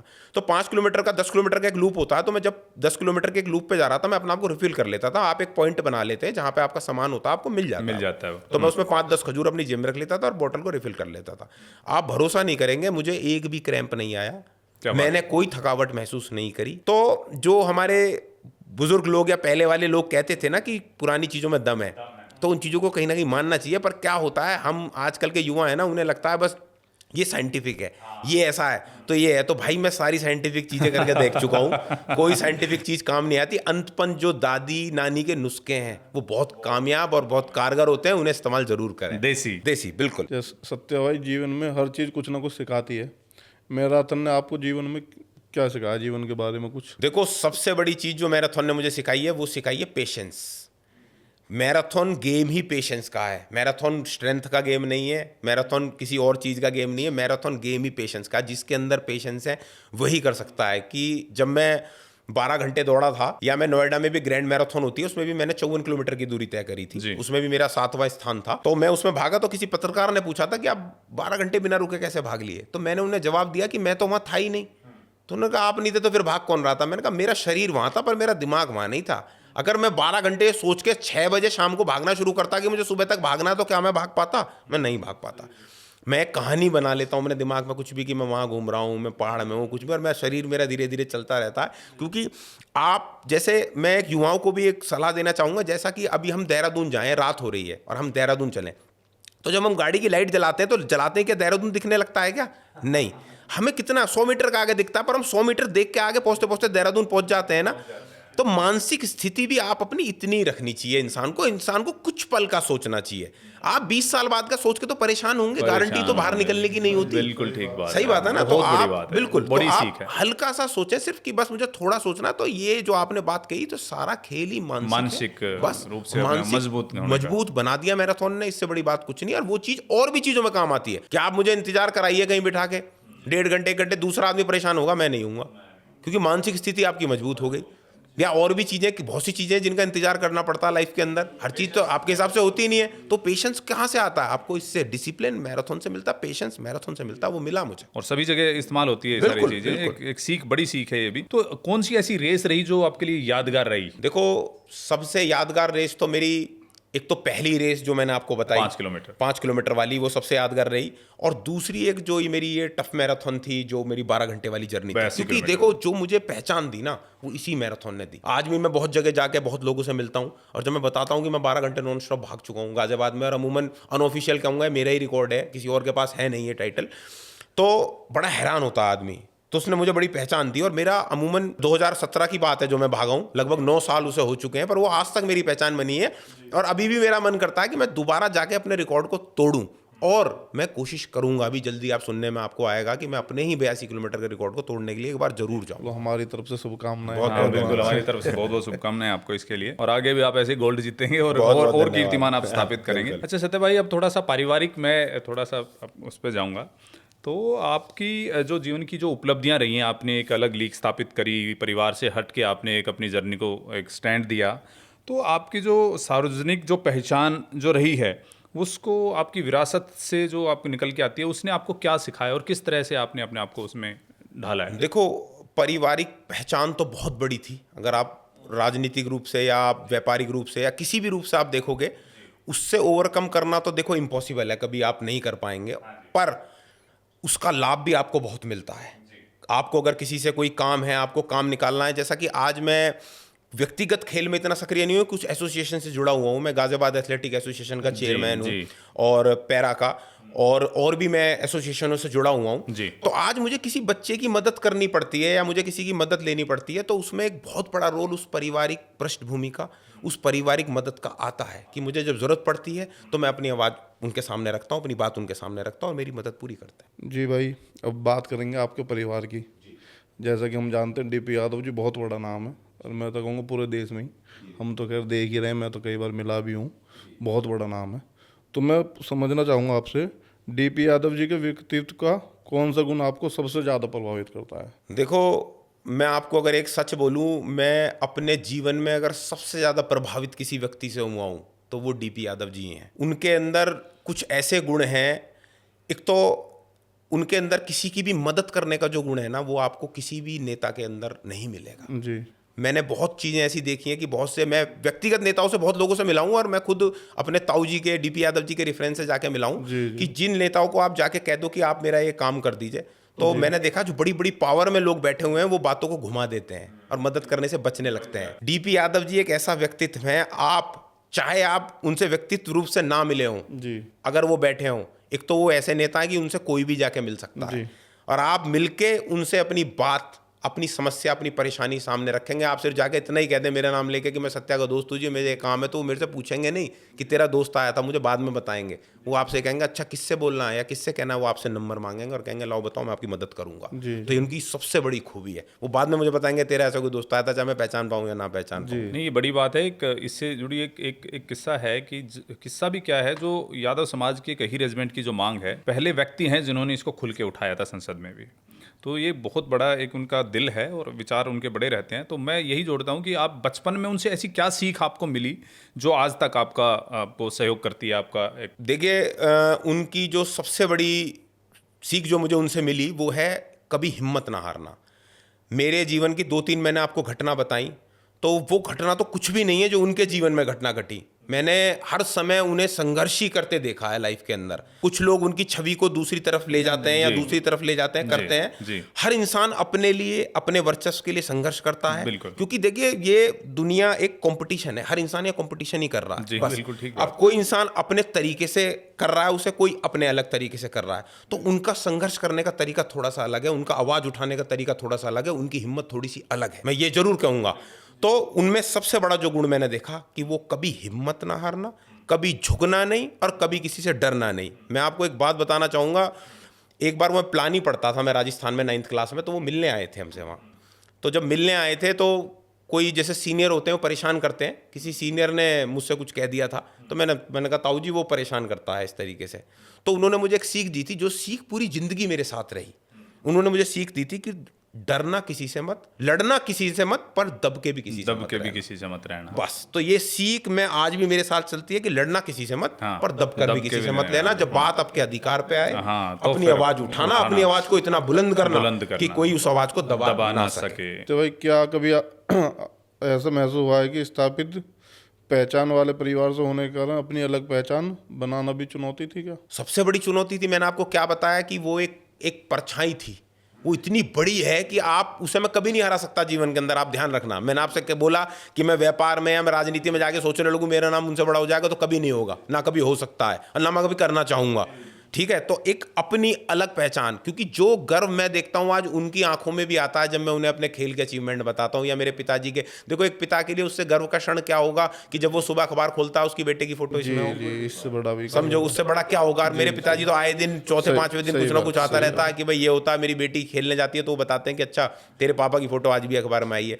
तो सेम मैं अपने ताऊ जी के लिए भी यही चीज कहूंगा कि उनके लिए इससे बड़ा गर्व का क्षण क्या है कि उनका बच्चा किसी एक अलग फील्ड में कुछ काम कर रहा है। तो मैं इसमें कहीं ना कहीं अपनी पहचान बनाने में अलग कामयाब हुआ, पर उनकी पहचान इतनी बड़ी है कि उस पहचान को कभी हराया नहीं जा सकता और ना कभी पीछे छोड़ना चाहिए, ना मैं कभी उसे पीछे छोड़ना चाहूंगा। बिल्कुल यही सम्मान की बात है, बिल्कुल ठीक बात है। सत्य भाई, आज के युवाओं को डीपी यादव जी के जीवन से क्या सीख लेनी चाहिए, आप क्या कहना चाहेंगे? देखो उनका एक और बहुत बड़ा गुण है जो मैं बताना चाहूंगा, और जिसे मैं तो खुद अपने जीवन में नहीं उतार पाया, अगर कोई उतार पाए तो बहुत बड़ी बात है, कि वो जब से मेरी 40 वर्ष उम्र है और वो 5 घंटे सो के काम करते हैं सिर्फ। कि मैं एक छोटी सी घटना मुझे याद है, मैं बहुत छोटा था तो मैं अपने बाबा के साथ, हमारी सरकारी कोठी होती थी ताऊ जी की दिल्ली में, मैं वहाँ गया हुआ था। तो मेरे बाबा, मैं उसी कमरे में रुका हुआ था जिसमें ताऊ जी सो रहे थे और मेरे बाबा जी भी उसी में थे। तो ताऊ जी कहीं काम में व्यस्त थे, वो आए नहीं थे, तो हम दोनों सो गए। तो वो रात को 1 बजे 1:30 बजे के आसपास ताऊ जी आए होंगे, मुझे तो पता चला नहीं, पर बाबा को एहसास हो गया। और जब हम बाबा सुबह 6 बजे उठे तो ताऊ जी उठ चुके थे। 5 बजे 5:30 बजे वो जाके बाहर गार्डन में बैठ के कुछ लोगों से मुलाकात कर रहे थे। तो जब वो वापस अंदर आए तो मेरे बाबा ने उनसे एक बात कही थी कि इतना संघर्ष भी ठीक नहीं होता, सेहत बहुत जरूरी है। जैसा कि पिता को एक बच्चे को अपने कहना चाहिए। हाँ, कि उन्होंने उन्हें सलाह दी कि इतना संघर्ष भी ठीक नहीं, पर वो हमेशा उस बात को उड़ा देते कि नहीं सब ठीक है, मैं दोपहर में सो जाऊंगा। वो कभी दोपहर में, मैंने उन्हें कभी सोते लेटते कभी जीवन में देखा नहीं है। आज उनकी 77 वर्ष आयु है, वो आज भी 5 घंटे सो के ही काम करते हैं। तो किसी अगर व्यक्तित्व को उनसे प्रेरणा लेनी चाहिए, तो प्रेरणा लेने के लिए हर पल हर क्षण उनकी जीवन का प्रेरणादायक है। जो कि सबसे बड़ी प्रेरणा यही है कि युवा जो ले सकता है कि आप कम सोकर और ज्यादा मेहनत करें और काम। मैं इसमें एक बात जोड़ना चाहूँगा सत्य भाई, आपके बाबा से भी परिचित हूँ मैं, आपके स्कूल में पढ़ा हूँ, यदु पब्लिक स्कूल में, और वो हम 12th क्लास में थे और वो आते थे, कभी जैसे कोई टीचर नहीं आया तो आधे घंटे बैठते, तो बहुत अच्छी सलाह देते थे, बिल्कुल देसी वाले हिसाब में। तो मतलब उनका व्यक्तित्व भी बहुत विशेष था, मैंने देखा हुआ है, ये तो बहुत अच्छे से देखा हुआ है। कई बार 1 घंटे भी बैठते थे। तो अपना स्वतंत्रता सेनानी भी थे आपके। बिल्कुल, मेरे जो बाबा जी हैं, मैं आपको बताना चाहूँगा, बिल्कुल स्वतंत्रता सेनानी थे। 1921 का उनका जन्म था, और जब देश आज़ाद हुआ तो लगभग उनकी आयु 25 वर्ष थी। तो उन्होंने गांधी जी के साथ भी काम करा है, जितने भी बड़े आप जिन नाम सुनते हैं आंदोलनों में, आंदोलनों में हिस्सा लिया। क्योंकि देखिए हमारा गांव जो था यमुना के किनारे दिल्ली के पास था। तो उस समय बहुत कोई आबादी आसपास नहीं होती थी। तो जो युवा थे वो यहीं के युवा थे जिनकी जरूरत आंदोलनों में ले जाने में पड़ती थी। तो हमारे बाबा उसमें सबसे आगे रहा करते थे। तो हम कई बार हमें बताते हैं, और हम भगत सिंह तक की मैं उनसे बात पूछता हूँ तो कहते थे मेरी 9 या 10 साल उम्र थी कि जब भगत सिंह को जिस समय फांसी हुई थी, तो उस समय कोई चीज़ें ऐसी होती नहीं थी कि तुरंत पता चले। कह रहे हमें अखबार के माध्यम से, उर्दू का अखबार आता था, अगले दिन पता चली। तो मुझे ऐसी घटनाएं वो बताया करते थे कि जैसे गांधी की हत्या हुई तो कह रहे मैंने देखा था कि कोई व्यक्ति आया घोड़े पर उस जमाने में गांव के अंदर, जिसने बात सारे गांव में बताई कि गांधी जी के साथ ऐसे हो गया और उनका अंतिम संस्कार किया जाएगा, इस तरीके। तो मुझे ऐसी घटना वो बताते थे जो हम पिक्चरों में देखते हैं अमूमन। बड़ा योगदान रहा है। बस तो मुझे बड़ी हैरानी होती थी उन चीज़ों को सुनकर, और मैं बहुत उनसे इन चीज़ों के विषय में बात किया करता था। जी जी। अच्छा, आप अभी फिर एक क्वेश्चन में थोड़ा सा फिर से रिपीट भी करूंगा। खेल और जो आप आज व्यवसाय भी आप कर रहे हैं, एक सफल व्यवसायी भी हैं, उसमें आप कैसे बैलेंस करते हैं, कैसे समन्वय उसमें आपको लेके चलते हैं, और क्या चुनौतियां उसमें आप महसूस देखो, करते हैं? इसमें एक सबसे बड़ी बात मैं कहना चाहूँगा कि सबसे फॉर्चुनेट तो मैं इसलिए हूँ कि चाहे मेरी 40 वर्ष की आयु है, पर आज मेरे 75 साल के पिताजी पूरे एक्टिव हैं। वो पूरा भाग दौड़ करते हैं सारी चीज़ों में, और उनका व्यापार में 90% उनका योगदान है चीज़ों को देखने में, जिसमें कि कुछ चीज़ें। और जब मैं व्यापार का ऐसा है, मैं आपको बताऊं, मैं कोई चीज़ देखता हूं, मैं किसी चीज़ में उलझ जाता हूं, तो मुझे पता है अगर मैं इसे छोड़ भी दूंगा तो ये पिताजी अपना मैनेज कर लेंगे। तो ये तो मेरे ऊपर ईश्वर की कृपा है कि कहीं ना कहीं भाई व्यापार हम लोगों का अच्छा है, 2-4 चीज़ें ऐसी हैं जो चलती हैं, पर कहीं ना कहीं उन पर पिताजी का हाथ है मेरे ऊपर, तो मुझे बहुत ज़्यादा उसमें दिक्कत होती नहीं है। तो मैं ज़्यादा से ज़्यादा समय अपने खेल को, मैं आपको बल्कि अपने जिम का टाइम भी बताऊँ तो मैं लगभग 10 बजे के आसपास जिम जाता हूँ। मैं कोई बहुत ज़्यादा जल्दी उठने वाला व्यक्ति नहीं है, मैं नहीं हूँ। मैं 10 बजे के आसपास जिम जाता हूँ और अपना 12 से 1 बजे तक का समय जिम में बिताता हूँ। उसके बाद मैं अपना थोड़ा ऑफिस वगैरह जाता हूँ। 5, 5:30, 6 बजे मैं वापस जाके मेरा रनिंग का टाइम हो जाता है। तो वो मैं ईश्वर की कृपा वही मानता हूँ कि घर में हमारे मैनेजमेंट फॉर्मूला आपने सेट किया हुआ है। बिल्कुल, तो मेरा यही है, और वो मेरे पिताजी की वजह से मुझे मिलता है। सत्य भाई, यदि आज कोई युवा शून्य से शुरू करना चाहे तो उसे आप क्या सलाह देंगे? देखो, शून्य से शुरू करना, हर जगह आपको कुछ भी शुरू करना पड़ता है ना, तो शून्य से ही शुरू करना पड़ता है वैसे तो, क्योंकि चाहे कुछ चीज़ें आपको मिल भी जाएं तो वो एक कहावत है, जो भिक्षा में मिल जाती है उसकी कोई सौगात नहीं होती। ठीक है ना। आज मैं अगर, जैसे मैं आपको एक एग्जांपल दूं, अगर मुझे ऐसा लगता है कि आज मैं राजनीति में आ जाता जी, तो वो एक तरीके से भिक्षा में ही मिली है मुझे, क्योंकि इतना बड़ा वर्चस्व है हम लोगों का कुछ क्षेत्रों में कि मुझे वहाँ कुछ करना नहीं पड़ता। तो मैं नाम तो नहीं लूंगा, पर हमारे घर में भी लोगों को राजनीति में गए, उन्हें आसानी से कुछ करना पड़ा। जिसे आप कह सकते हो कि भाई खेत लगे हुए थे, आपको दराती लेके काटने थे, तो काटने तो जाया जा सकता था, पर एक अलग पहचान बनाना बड़ा कठिन होता है चीज़ों से अलग चल के, जो कि खेल के अंदर बनाने में मुझे थोड़ी समस्या आई, पर मैं बनाने में कामयाब कहीं ना कहीं। बहुत आसान था आपके लिए कहीं से विधायक बनना है। बिल्कुल बिल्कुल, मैं कह रहा हूँ चलो विधायक तो एक बहुत बड़ी चीज़ होगी, पर आप छोटे किसी स्तर पे जाके जिला पंचायत सदस्य या ब्लॉक प्रमुख, और मैं आपको बताऊँ घर में मेरे ऐसे हैं, बड़े भाई हैं मेरे, जितेंद्र भैया, उन्होंने मुझसे कहा था कि तू राजनीति शुरू कर और बदायूं में आ, और उन्होंने मुझे ऑफर दिया था इस बारी, पर मैंने कहा भैया मुझे 40 साल तक और मेहनत करने दो। और मैं बताऊं, मुझे आज भी डर लगता है जब उनका फोन बजता है, मैंने कहा ये ना कह रहे हो कि अब आ तुझे ब्लॉक प्रमुख बनवा देता हूं। तो ये चीज़ें, पर मैं खेल में ही रहना चाहता हूं, और अब मेरा ये व्यक्तिगत निर्णय है कि जब तक मेरा शरीर मेरा साथ दे रहा है तो मैं खेल में बने रहना चाहता हूं, और आगे भी मैं खेल में खुद कुछ ना कर पाऊं, मैं कुछ बच्चों के लिए, जो बच्चे आज जुड़े हुए हैं, मैं उनके लिए कुछ ना कुछ करना चाहता हूं खेल के अंदर। राजनीति में कोई इंटरेस्ट नहीं है? मेरा राजनीति में देखो कोई इंटरेस्ट नहीं। उसका एक कारण है कि जैसे जब आपका बड़ों से स्नेह प्यार होता है ना, तो आप उन्हें बढ़ता देखना चाहते हैं। जैसा कि आप जानते होंगे कि मैं अपने ताऊजी के साथ भी देता हूं, उनके साथ भी समय देता हूं, तो आप इस समय सहयोग, क्योंकि देखिए युवाओं की टीम बड़ी मजबूत है मेरे पास। मैं आज खिलाड़ी हूं, तो युवाओं की टीम मेरे पास बड़ी मजबूत है, तो उसका लाभ कहीं ना कहीं मैं उन्हें पहुंचाना चाहता हूं कि अगर कहीं उन्हें इलेक्शन में, किसी रैली में, किसी जुड़े उनके साथ, मेरे परिवार के लोग, कि जैसे मेरे ताऊजी के बेटे हैं जितेंद्र यादव हैं, वो जिला पंचायत अध्यक्ष बदायूं है, मेरी भाभी, उनसे छोटे वाले विक्रांत जी हैं, वो ब्लॉक प्रमुख है, और मैं दोनों के ही बहुत करीब हूं। तो मैं कहीं भी उन्हें ज़रूरत पड़े तो मैं एकदम खड़ा रहने की कोशिश करता हूं उनके लिए, और मैं आगे भी चाहता हूं इस तरीके का सहयोग। और हाँ, मैं ये बिल्कुल डिनाई नहीं करता कि मेरा कोई मनी नहीं है या कुछ नहीं है। कभी कुछ ऐसा हुआ, वो समय का फेर है, कभी कुछ ऐसा हुआ कि कई बार ऐसे ऑफर आए, कुछ ना कि किसी ने बोला आओ चल तुम्हें अखिलेश यादव से मिलवा देता हूं, या किसी बड़े लीडर से चल के मुलाकात करा देता हूं, पर मैंने वहां मुलाकात भी करी है खिलाड़ी के रूप में।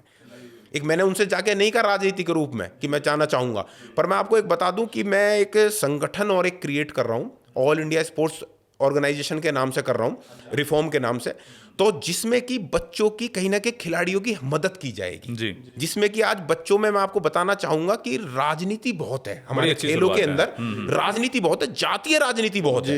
मैं ये नहीं कहता कि मैं यादव जाति से आता हूं तो मैं यादव की मदद करूंगा।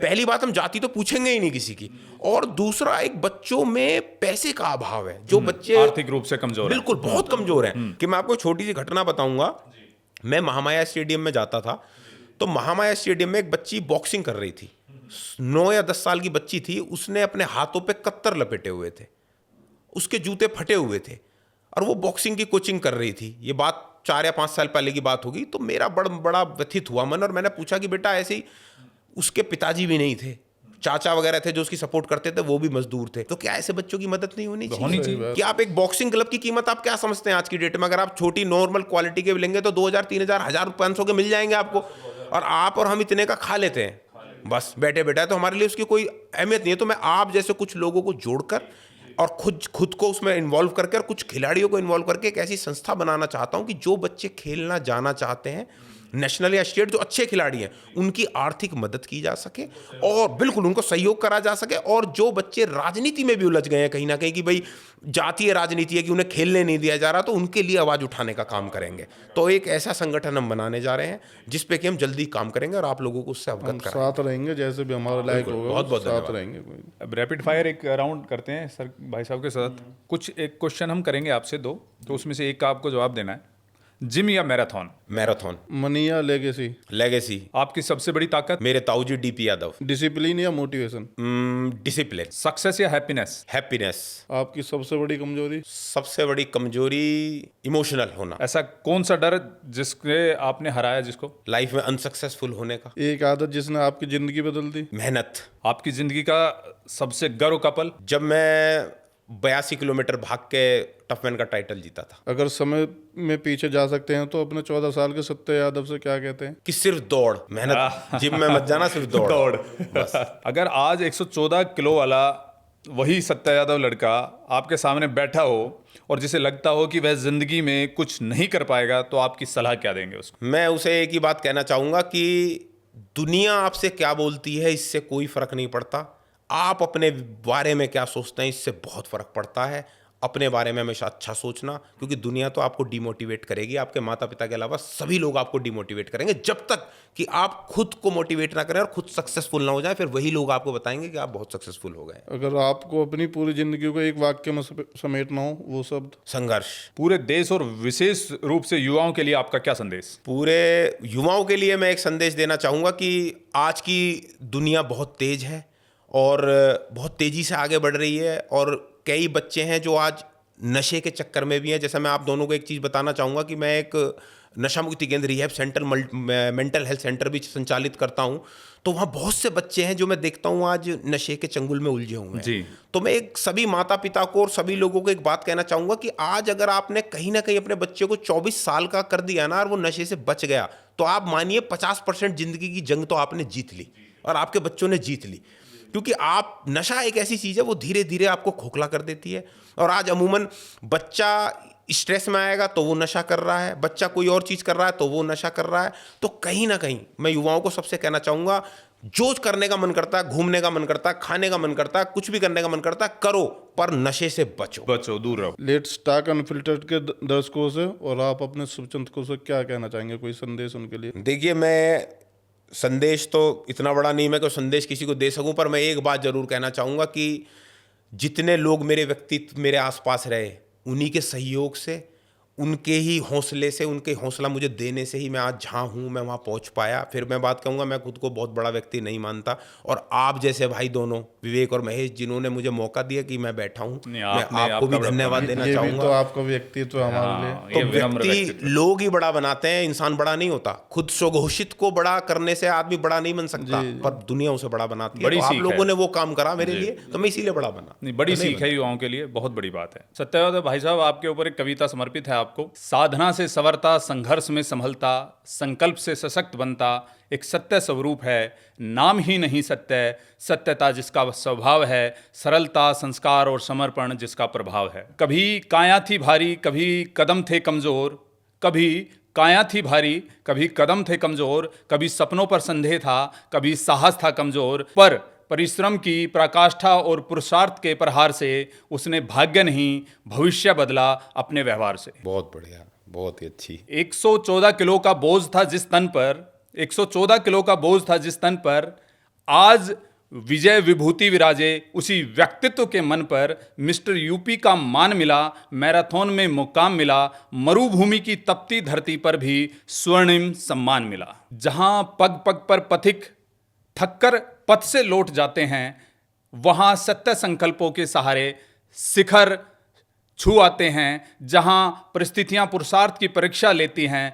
वहां उनकी प्रतिबद्धता विजय गाथा लिख देती है। विनम्रता जिसकी विभूति है, व्यवहार जिसकी पहचान, वाणी में मधुरता, मन में मानवता का सम्मान, सफलता की सीढ़ियां चढ़कर भी सिर नहीं ऊंचा करते, बड़ों का आदर, छोटों को अपनापन देकर हृदय वो जीता करते। संस्कार जिनकी संपत्ति है, संयम जिनका श्रृंगार, सद्भाव जिसकी शक्ति है, सेवा जिनका सत्कार, यही कारण है कि सम्मान स्वयं उनके द्वार आता है और हर मिलने वाला उन्हें अपना कहकर मुस्कुराता है। बड़े दरख्त सी दृढ़ विरासत की छाया पाई, बड़े दरख्त सी विरासत की दृढ़ छाया पाई, पर अपनी पहचान स्वयं के पुरुषार्थ से बनाई। न नाम का नशा, न प्रसिद्धि का रखा अभिमान, कर्तव्य, कर्म और चरित्र ही उनकी सच्ची पहचान।